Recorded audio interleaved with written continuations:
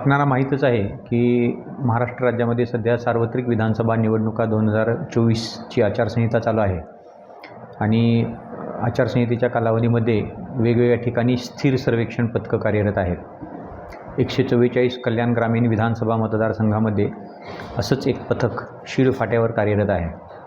आज सकाळी नियमित वाहनांची तपासणी करत असताना एका वाहनामध्ये मोठ्या प्रमाणावर कॅश आढळून आली आणि त्या वाहन चालकाकडं कोणत्याही प्रकारची वैध कागदपत्रं आढळून आली नाहीत. नियमानुसार जर का 10 लाखापेक्षा जास्त रक्कम असेल तर इन्कम टॅक्स डिपार्टमेंटला आम्हाला ते कळवावं लागतं आणि त्यांच्याकडे ती रक्कम हँडओव्हर करावी लागते. रक्कम जवळजवळ 5,55,00,000 इतकी आहे. ती विहित रकमेपेक्षा जास्त असल्याने आम्ही इन्कम टॅक्स डिपार्टमेंटला कळवलं आहे आणि ही प्रक्रिया पुढची कार्यवाही करण्यासाठी इन्कम टॅक्स डिपार्टमेंटला ती रक्कम आम्ही हँडओव्हर करण्याची कार्यवाही सुरू आहे.